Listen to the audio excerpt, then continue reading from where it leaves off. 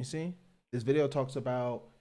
Oh, wait, this video talks about shows imagery of graphic content like gore, flashing lights, violence, death. Viewer discretion is advised. All right, let me peep this. The Mimic. The Mimic is a bipedal creature with uncanny similarities to humanoid anatomy. Oh, They nah, greatly bro. resemble humans without skin, with added exaggerated Yo, guys, change to just chatting and put the title of the stream as Halloween came early. features. These features include extended finger length, longer limbs, bulging, empty eyes, and their most prominent feature, a wide, teeth-filled smile. Although it resembles a happy face, Bro, you wake up, this shit staring back at you. What you doing? this is due to coincidence, and is only how their facial structure is shaped. The maw of the mimic contains much more teeth than humans, and their teeth is comprised almost entirely of incisors, with some canine and premolars in the back. This tooth composition is ideal for biting down onto meat. You and good, swallowing Sonic? Chuck's whole. Tafar? A mature mimic's diet is comprised entirely of human flesh.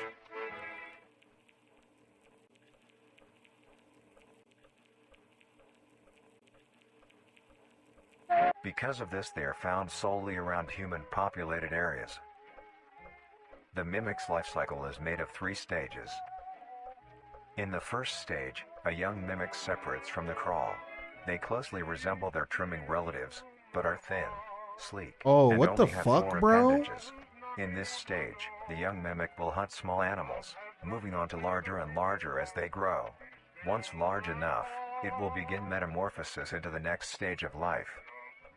Once fully transformed, it will resemble the description mentioned in the beginning. Its hunting style changes and becomes much more complicated. Nah, It bro. now stalks and feeds only Oh, on humans. nah, hold on, bro. Nah, bro. Nah. See, this is the shit that I don't like, bro. My house is dark as fuck, bro.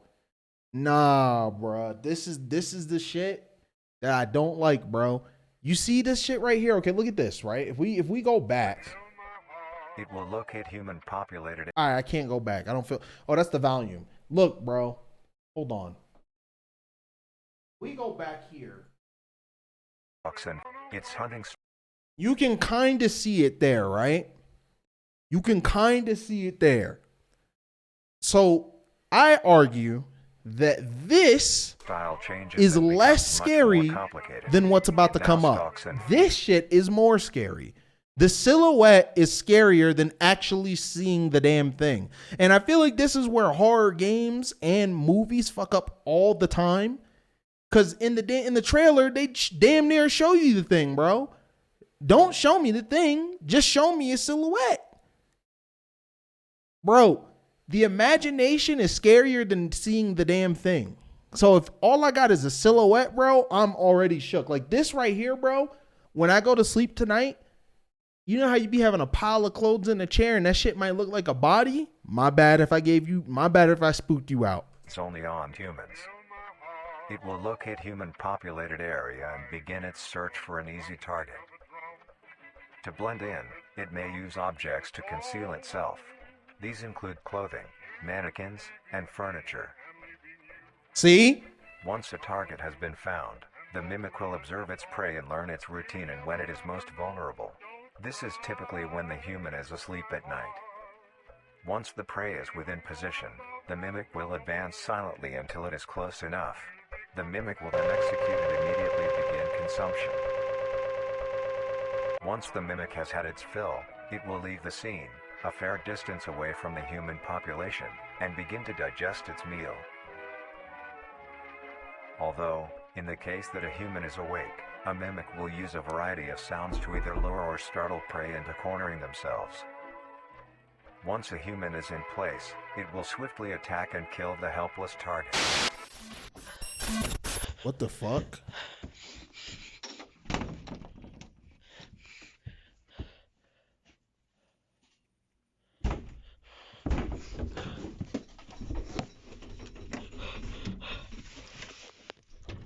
Oh, hell no.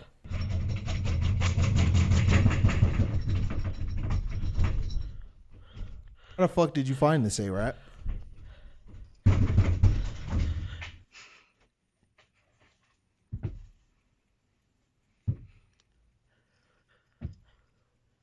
Wendigoon? Okay. I am, bro.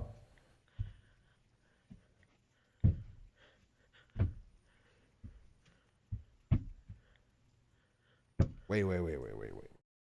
Oh, whoa.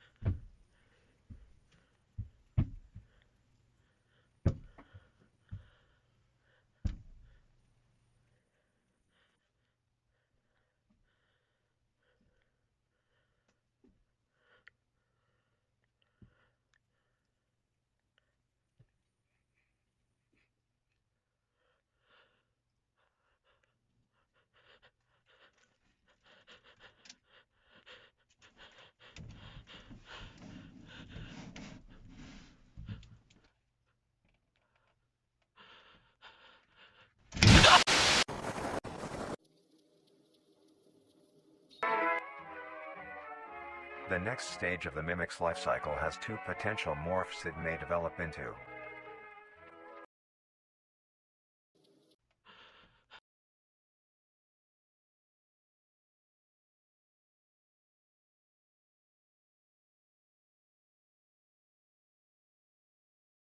Bro.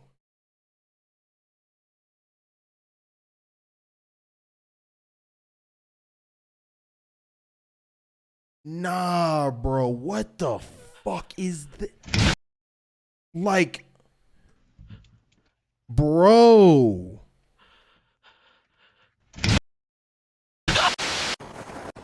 Hell no, bro. What? Like, yeah, I'd like to watch, bro. The next That stage of is the mimic's actually, life cycle has two potential morphs it may develop into. and that's what I like. If a Why mimic do you has a still have the consistent flashlight on at supply that point? You're literally giving your location away. But I feel like no matter what, the thing was gonna find him. food, it will develop more human-like Yeah, thank you for features. gifting It to will grow Big skin, 91. hair, and by the end will look nearly identical to a human being. It now can blend entirely into civilization and lure other humans more effectively.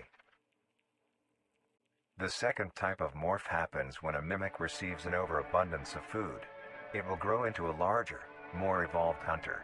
Its proportions will increase in length, and its humanoid features will fade away.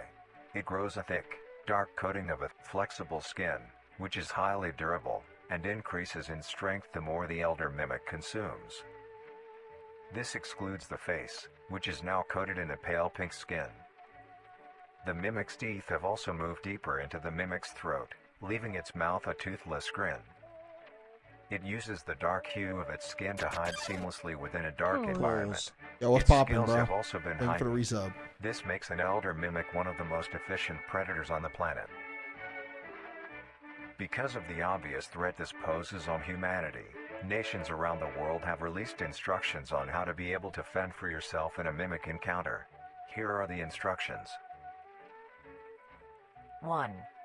Avoid going out alone if your location is known to have mimics, or there have been mimic sightings. 2. If you encounter a stationary mimic, seemingly unfazed by your presence, quietly leave the location and alert your local authorities. 3. If pursued by a mimic, get yourself into a position where you are able to flee. Mimics will rarely attack if a person has a clear escape route. 4. In the event that you have been cornered by a mimic, roll into the fetal position, protecting your neck, face, and vital organs from attack. Make as much noise as you can to alert any other people. 5. If you have a weapon, do not use it. A mimic is fairly resilient, and any strikes or shots on a mimic is not effective enough to bring it down in time. Instead, use it as a barrier between you and the mimic to block any attacks. 6. In a situation where a mimic is hunting in the immediate area, and is not aware of your position, hide somewhere low, like under a bed or behind other furniture. A mimic will not linger too long to search for prey, and will move on. Be safe, and avoid any encounters with a mimic at all costs. Fuck this. Next up, the Harvester. There's more?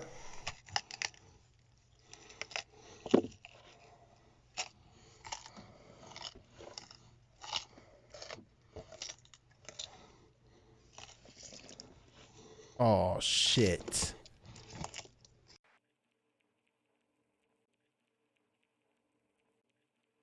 Nah, this is gonna be some good shit, bro. This is gonna be some good shit. I can feel it, bro. I can feel it, bro. This is it. This the whole thing? Like the whole shit? Alright, hold up.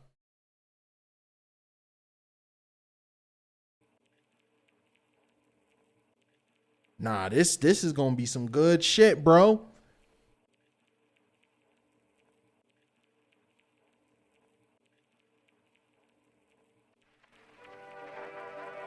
On planet Earth, life has thrived for millions of years. Creatures big and small have found ways to adapt and evolve to flourish in all types of environments. From barren wastes to lush forests, life can be found. Corey? Who? Earth has homed these creatures since the dawn of life itself. Only until very recently, things creator? have changed. New Wait, life he didn't forms finish? have appeared all around the globe and completely changing the balance of nature and what we know about evolution itself. That is why we, at National Living Meat Research, have been studying these new species, trying to help educate everyone about these creatures and their wondrous ways of life. First, what are these new life forms? Damn. Since their explosive arrival across the globe in 1931, there has been much debate on what these newcomers are and where they came from. Are they extraterrestrials coming to invade Earth? Or are they demons who come from hell to purge humanity? From what our scientists have discovered, no. The origins of these creatures are solely to Earth, miraculously out of nowhere. We don't know why or how, but one thing is for certain, Earth is now their home. What these creatures are is mysterious and still not well known today. But here is what we do know. These creatures are comprised mainly of muscle tissue, organs, and bones. They greatly resemble animals with no skin, or store-bought meat. Ugh. Because of these characteristics, they have been named accordingly as Vita carnis. The carnis species consume decaying, organic matter, but their main diet is composed of raw meat, not including their carnis relatives. The carnis only appear in places where there is an abundance of crawl, which leads to the first creature of the carnis species, the crawl. The crawl is a growth of meaty tendrils that closely resemble the small intestine, the only difference being the dark red coloration. These tendrils grow in a similar pattern as vines, mold, or fungi. A primary stem structure is the host to divisions of other, smaller branches. In each tendril contains a variety of veins, arteries, and other similar organs used to transport nutrients absorbed from its surroundings. The ends of these tendrils are equipped with organelles used to absorb water and organic matter necessary for growth. The source of these organic materials is mainly found in dirt and soil on surrounding surfaces. Using its root-like tendrils, it absorbs like the material and Mandela processes style, it into sure, usable but energy. Although, the crawl also obtains what this energy dude is through creating another doesn't means, even feel like using a sophisticated like form of Mandela. photosynthesis. The dark pigmentation of the smaller branches is ideal for absorbing sunlight, and therefore allowing solar energy to fuel Fuck, the what were they crawl's called in growth. Mandela catalog again?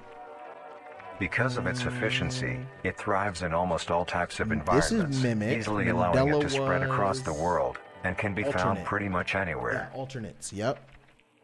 Its recent inclusion in the ecosystem has caused many major changes in nature's balance. One may assume that the crawl's presence may outcompete any other competitors, but due to its unique life cycle, where old branches fall off and decay into nutrient-rich compost, all forms of life seemingly flourish instead.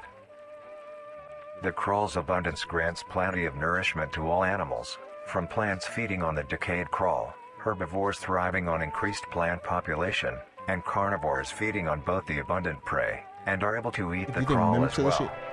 shit, do they talk about The it here, presence of A-Rap? all these animals What up, leave Arkin? behind waste, which will be broken down and consumed by the crawl, and the cycle begins again.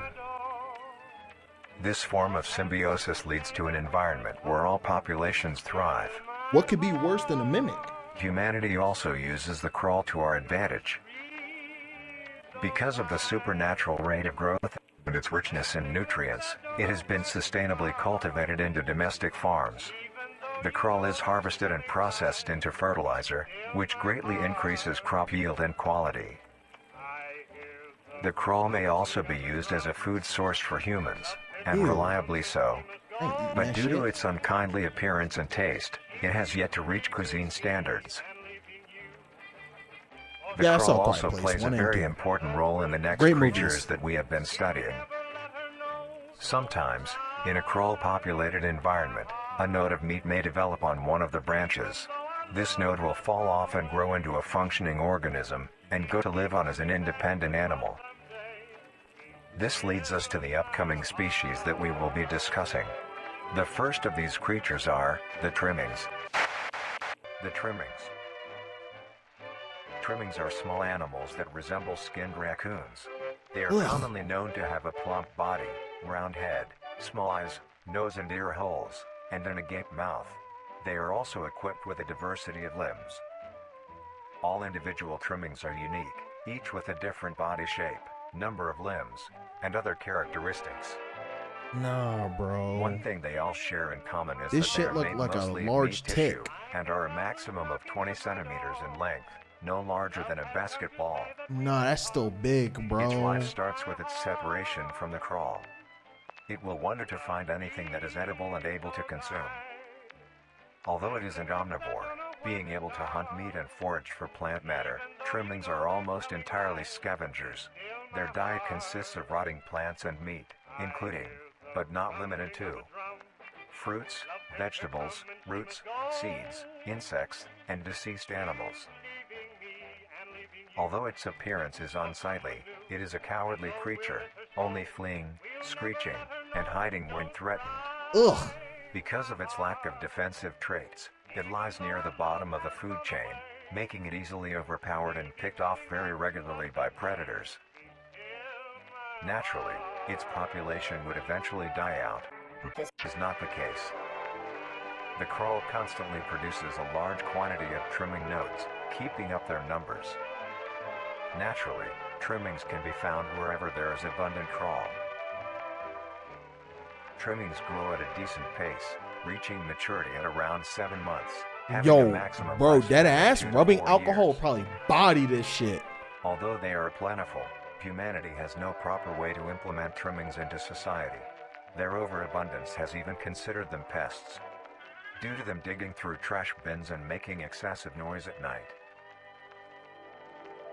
Besides all of this, some people still keep trimmings as pets, and relatively domesticate them. Nuisance or not, trimmings are a wondrous creature. From their plentiful numbers, to their skittish nature, they are truly a thing to behold. The next Bruh, species no. on our list is the meat Hell snake. no, as a pet. The Bugging meat out. snake. The meat snake is a worm-like creature, made of a variety of types of meat, coated in a transparent, skin-like membrane. Its size varies during its lifespan, depending on how much it consumes. When it first separates from the crawl, it is only a few centimeters in length. Eventually, it will reach an average length of 5 meters. Although, under extreme conditions, like natural disasters, war, or plague, it can greatly surpass this length. The meat snake's diet consists entirely of dead animals or parts. A meat snake is incapable of consuming a healthy, living organism. The meat snake allocates its food by using a tongue-like organ covered in sensors to touch and feel its environment. The sensors catch particles of decaying meat, notifying the meat snake that there is food nearby. This process shares many similarities to regular snakes, hence the meat snake's name. Once it locates the corpse, the meat snake will open its jaw and swallow the entire body whole. Once the entire body is consumed, the meat snake's stomach will release a variety of chemicals. Some will break down soft tissue like skin and the connection points between muscles. Others chemicals will then ferment and preserve the tissue to keep it from breaking down for as long as possible. Meat After snake that, verse. the There remaining is no flesh meat and snake bones will versus move me along because the meat I snake's wouldn't be tract nowhere where these and things slowly are. be implemented into its own structure, extending the meat snake. Unsatisfactory parts like skulls, pelvises, hair, and fingernails will be excreted. Speaking of skulls, the meat snake will take the skull from the consumed organism and use it as its own. Each meat snake has its own skull, each corresponding to what that one has What the consumed. fuck? During its lifespan, it will swap or replace these skulls if needed. A meat snake's lifespan depends entirely on how much a meat snake consumes. The longest one has lived for was 28 years. The meat snake has no predators and is immune to disease due to its preserving chemicals. The only significant ways a meat snake can die is through starvation, burning, or complete destruction of the meat snake's membrane coating. Interestingly, the meat snake is the only member of the Carnies family that is able to reproduce. When a meat snake reaches an excessive size, and is in the conditions to do so, it will commence mitosis, splitting itself in two. Then the now two meat snakes will go on their separate ways and live on as two distinct organisms. Meat snakes can only be found in moderate temperature We climates, can't shoot these not things? too hot, not too cold. Their population depends entirely on the amount of corpses available. Where there is death, there are meat snakes. Humanity will use them to our advantage. Meat snakes are a very efficient and clean way of disposing of any meat products. The preserving fluid within the meat snake's body disinfects the carrion, preventing the spread of disease. Humans use meat snakes in butcher shops as a waste bin, dispose roadkill, within war on the battlefield to dispose of festering bodies and parts, and within zoos to dispose of deceased animals. They are extremely tame, not caring Why of we any always gotta creatures find a around reason to them, keep some only shit acting around, bro? defensively when it is These within shits don't look like consuming a meat. animals, they look like This means aliens they are very easy or to tame. demons. Overall, meat snakes are a marvelous creature with a very interesting way of sustaining itself. It is an amazing experience to encounter one, as long as you don't mind the smell. Our next creature is the mimic. We just saw this. The mimic. The mimic is a bipedal creature with uncanny Yeah, I'll skip this similarities then. to humanoid anatomy. They greatly resemble humans without skin, with added exaggerated features. These features include the harvester. The harvester is a large, bulbous mass, with a large amount of tendrils spreading from the base. The bulb measures around 3 meters in height and 2 meters in diameter. The tendrils, on the other hand, can extend up to 150 meters in diameter horizontally. The harvester is a specialized form of crawl that grows in a unique and deadly way. A harvester is created when a node that will grow into a harvester, instead of separating, continues to grow.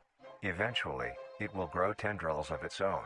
It uses the energy provided by its mother branch and expands its reach further, its tendrils, hidden just below the surface of the ground. The harvester is equipped with two types of specialized tendrils. The first type is bulky and flat. They lie the closest to the surface. These branches are lined on each length of the tendril with spines, extending in the shape of a bear trap. On each side of the branch, those particular spines have a vein that feed into them, that pump two types of venom. On one side, the spines can inject a neurotoxin, which will attack the nervous system of whomever it is injected into, causing sudden paralysis. The other side can inject an anticoagulant, which when injected, prevents blood cells from clotting. Whenever a large animal moves across the area armed with these tendrils, the branches will clamp onto the animal and thrash violently. Once the prey has been injected with both venoms, the tendrils will rest and the prey will immediately collapse.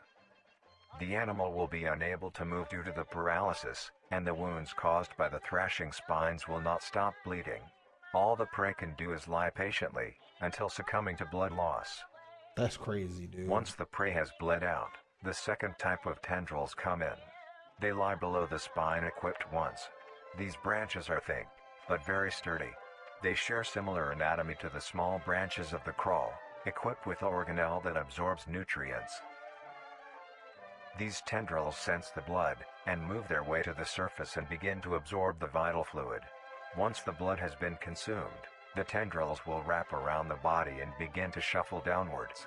This movement loosens the soil and slowly pull the body underground. Once secure, the tendrils will continue to feed until there is nothing but scraps. The nourishment absorbed by the tendrils will be sucked back into the main bulb of the harvester. Shit? This I don't know, I'm bulb still more houses afraid all of the the vital mimic. organs and the venom glands that pump into the spines. The nutrients are then converted into usable energy. Still more afraid of the mimic. The remains underground decompose, providing a rich soil, causing very prominent plant growth, which then attracts more animals. A strange behavior the harvester displays is its choice of diet. The spines will only activate on larger animals, allowing smaller ones to pass by unaffected. The spines will also not activate on some species of bird. There are a couple theories as to why this happens. One, it could be that attacking smaller animals would cost too much energy for what they get in return, making it not worth the time. Another could be that smaller animals may What up, attract pirates? larger animals or predators, allowing a safe place where prey may thrive and lure more predators. It truly is astonishing. Damn, this thing is smart as hell. Although it is a spectacular creature, it is also very dangerous. The harvester is decently rare, only populating sparse areas in the northern hemisphere and woodland forests. If you are stung by a harvester, there will be no way of helping you, being that there is no cure, and fatality is 100% positive. The best thing you can do is avoid encountering a harvester in the first place. If you are hiking, take note of any warnings or signs saying that there are harvesters around. I'm just not going If hiking. you also notice an abundance of lush, ground-dwelling plants in a forested area, and there are no signs of wildlife, this is suspicious and you should leave the area, staying close to the base of large trees or rocks. If you find yourself in the middle of a harvester ground, do not panic. Sudden movements may activate the tendrils and will inject you. Although a harvester is rather forgiving, do not risk any skittish movements. Remain calm. If you have any objects with considerable heft, like coats, backpacks, or full water bottles, gently take that object and lightly toss it towards the bulb, and away from your escape route. This will activate the spines on where the object lands, distracting the bulb for a moment. You will then slowly begin to do wide shuffles away from the bulb. If possible, throw another object when you are certain you are a fair enough distance away, just to be safe. Continue until you are completely sure you are out of harm's way. You may come out unscathed, but don't be too obnoxious, or you will be a harvester's next meal. Next up is That shit the is host. fucked up. A what? What is this? The host of influence. Excuse me? The host of influence, more commonly referred to as the host, has its name derived from a host who invites guests. Yo, where the to hell an event. A-Rap at? Not to be confused with a host, a harborer of parasites or disease. The host is a semi-humanoid looking organism. It has the structure of a head, torso, and arms. Other than this, it shares no other characteristics. The lower half of the host is comprised of a mass of fibrous tissue and tendrils that burrow into the ground to hold the host in place. Instead of skin, the host is covered in muscular tissue fibers, tendons, and veins. In some parts of the body are covered in a meaty plate, used to cover any large exposed areas, but allowing movement. The host's head has a smooth surface where the face should be, attached to a crooked neck, which houses a slit in the front used for feeding. On the host's back is a mound of pores. Protruding from these pores are hollow, hair-like structures, extending outwards. These hairs are barrels that release spores produced within host's body by being fired into the air. These spores are hazardous, so keep clear of them at all costs. Luckily, the host is rare, only found in North America. The joy. Obtaining info about the host is a very risky and daunting task. This is because of their rarity and of how dangerous it is to be up close to one. The spores released by a host is very dangerous when inhaled. A host will release a cloud of spores into the air, which will be picked up by wind and carried great distances. If an organism inhales the spores, the particles will find their way into the organism's brain and infect them. An infected organism will show no symptoms of infection right away, but a couple hours after infection the infected organism's behavior and thought process will change. The first symptoms that appear are restlessness, sluggish movement, numbness of joints, and lack of coordination. Then more serious symptoms appear over time. These include dizziness, migraines, impaired speech, and trembles. If you, or someone you know show these symptoms, contact poison control or emergency services. After a total of 6 to 7 hours after infection, the organism will cease all activities they were previously doing and begin to walk. The direction the infected will walk is towards the host whose spores have been inhaled by the infected individual.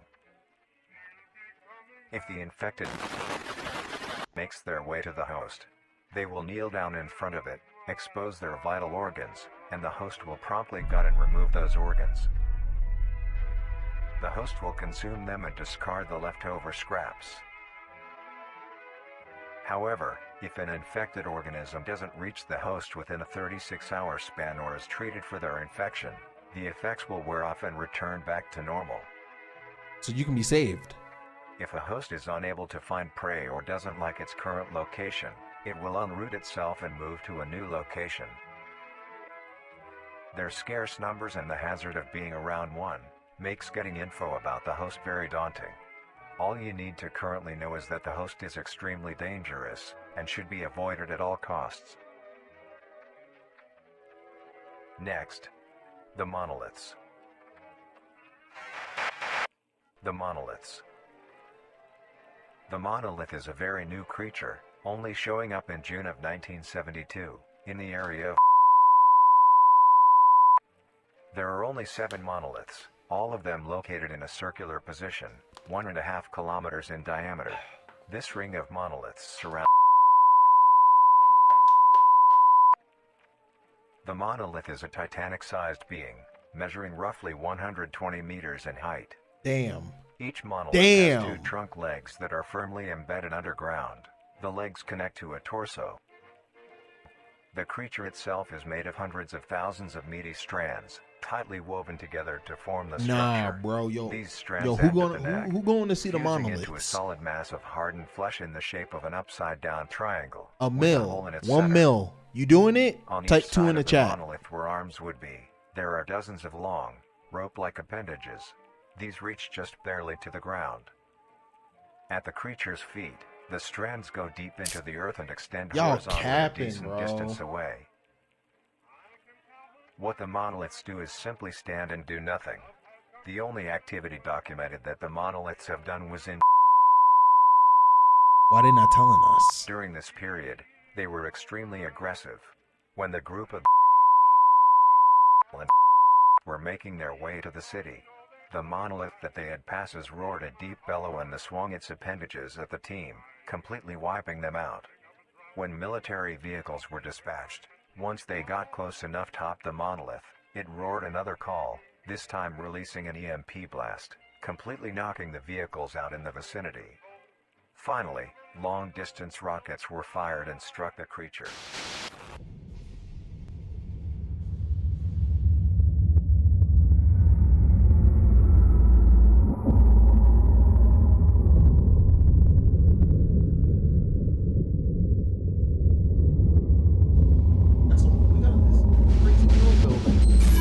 Although damaged, it regenerated at great speed and resumed its stance unscathed. Eventually, the area has been fenced off and is now restricted to all.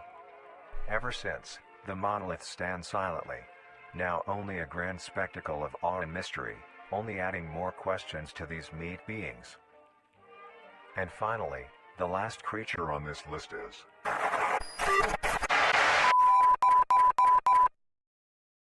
The singularity is an orb comprised of a dark... Last creature on this list is...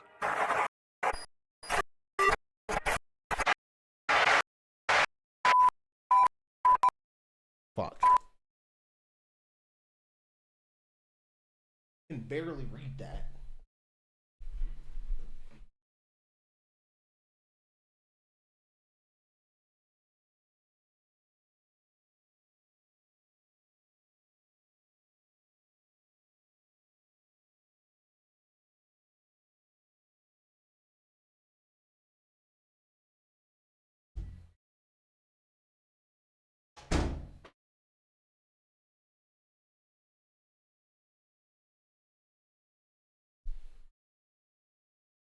I'm back. The singularity is an orb comprised of a dark-colored mineral with hints of luminous colors within its core. The singularity is estimated to be 1 meter in diameter. The orb has several unique qualities that are not well understood. The singularity typically can be found suspended in air by an unseen force. There are also a variety of readings that have been documented coming from the orb itself. Various things like magnetic fields, energy signatures, and other pattern-like signals released by the singularity. The population of these creatures is unknown. Almost all info about the singularity is hidden or confiscated by officials. We were only able to receive one classified document about the singularity being held by...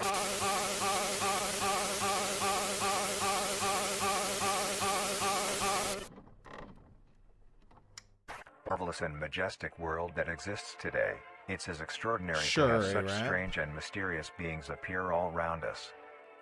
Thank you for joining us on this journey of exploration and discovery of the lives That's of it? these living Damn. being creatures.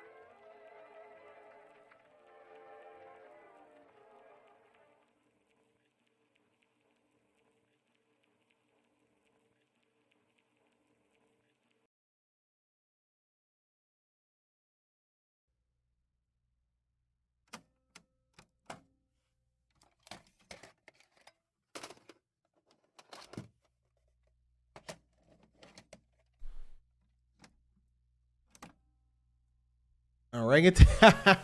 The orangutan.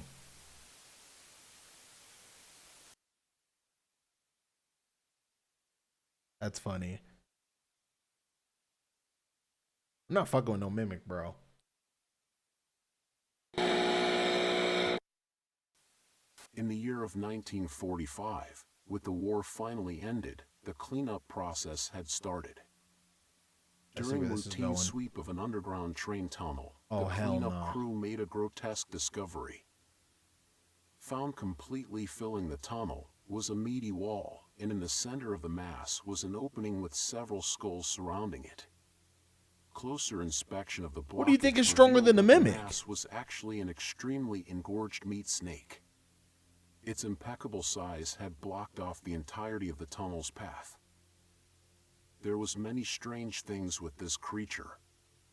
First was the coloration. A typical meat snake's color is bright reds and light browns. This particular meat snake was a very deep maroon.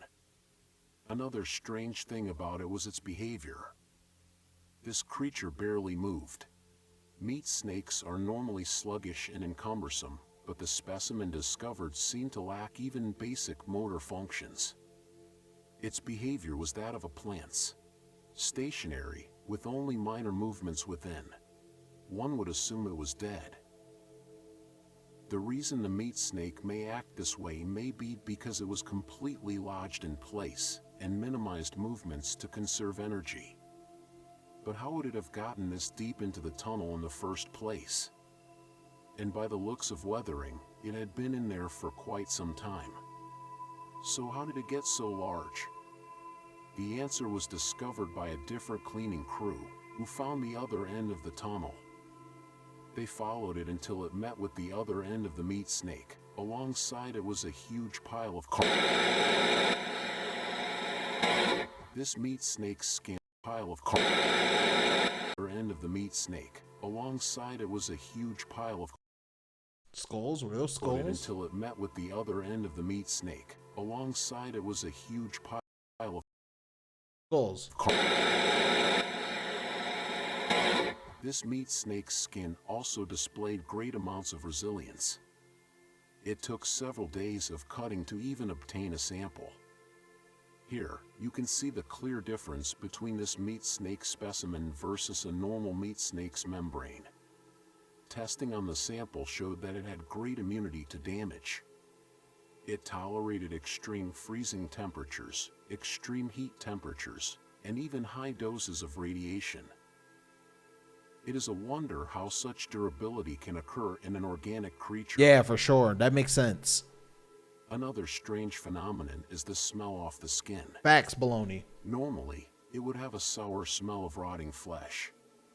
But the specimen displayed a rather pleasant smell, like that of cooking scrambled eggs. Meat snake was later discovered to be missing by unknown survivors. How the meat snake grew in size was discovered to be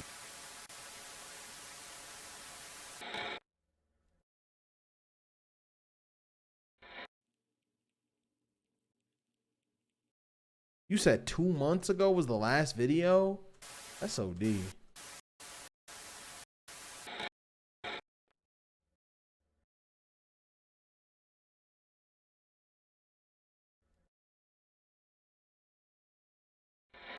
Damn it. I can't get it. Gotta like slow it down. I don't know when, I don't know why. Why he's gone away and now.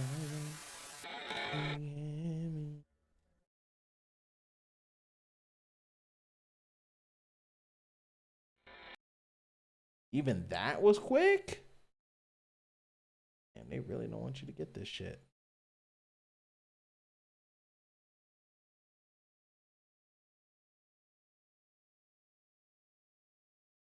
Later. Fuck.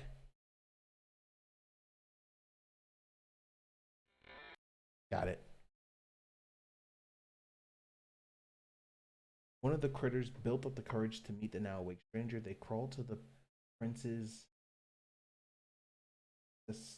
side and extended their hand. Friendship. The prince reached back, and together they had formed the bond. Changed their. I wonder what they're trying to say by this, though.